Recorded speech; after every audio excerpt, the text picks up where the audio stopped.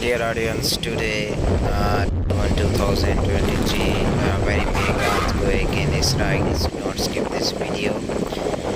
Dear audience, 2.5 magnitude earthquake hitting in Tel Aviv, the city of Israel.